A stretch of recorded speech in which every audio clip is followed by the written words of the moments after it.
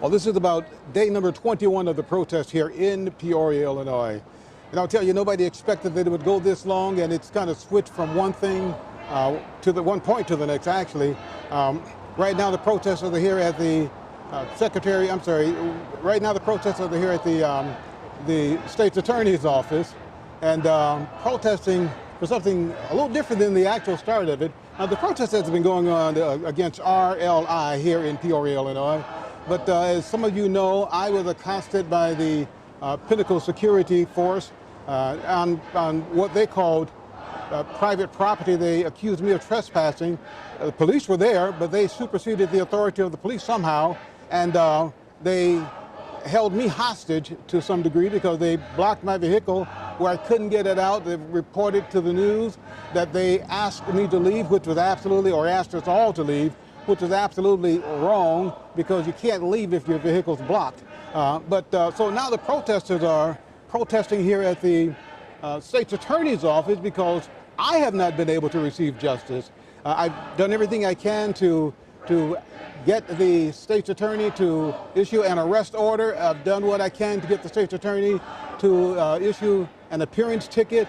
They have not so much as given me a phone call to let me know what their decision is. In fact, they sent the secretary out yesterday to let us know that if they haven't, or we haven't heard from them, then they don't believe that our case is strong enough to prosecute or to issue an arrest warrant. I have Pastor with me. Pastor, your first and last name again, Pastor Humes, I believe you said? Steve Humes. Steve Humes III. Okay. Pastor of Living Word Worship Center. Okay. Pastor, you're with Living Word Worship Center here in the Peoria, Illinois? I am. 2105 West End Street. Say it again. 2105 West End Street in Peoria, Illinois.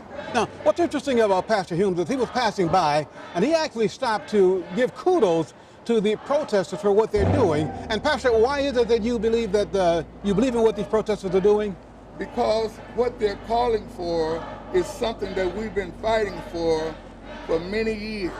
They haven't heard us. The injustice is still continuing.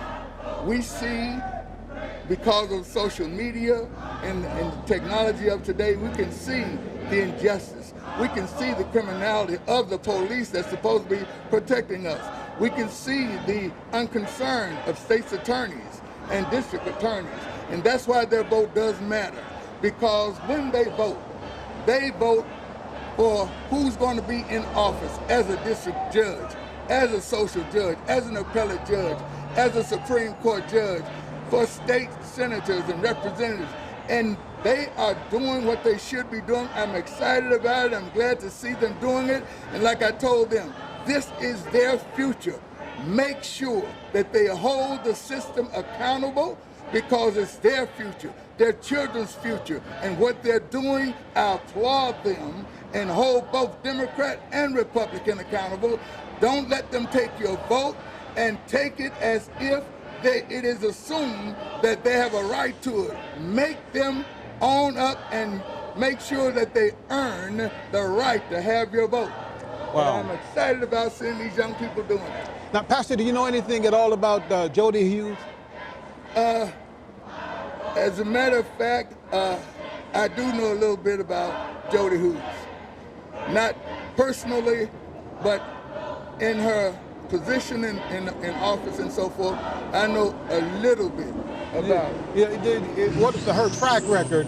Is there anything that you can say about her track record in terms of fairness? In all fairness, I can't comment on anything concerning her office right now. You're just saying hold this office and any office. Any office. The police force and all of these people, hold them accountable. Yes. And I will say this, Attorney Hughes, she has the responsibility to ensure that there is follow-through with the issues and things that are relevant to the African American and to the communities, the Latinos and the Native Americans, as well as our youth in this city. If there's anything that is, any initiative that is going forward to help to make sure that our young black men and our youth and Native Americans and Latinos have equal opportunity, if that means record expungement, if that means following up on cases of arrest, whatever it means that she has a responsibility to do that. Yes. Well, Pastor Beam, thank you so much. We appreciate you stopping by to talk with us. And we wish you much success. I'm glad to see these young people out here. God bless you and God bless your church. God bless you all. From Peoria, Illinois, I'm Frank Jackson.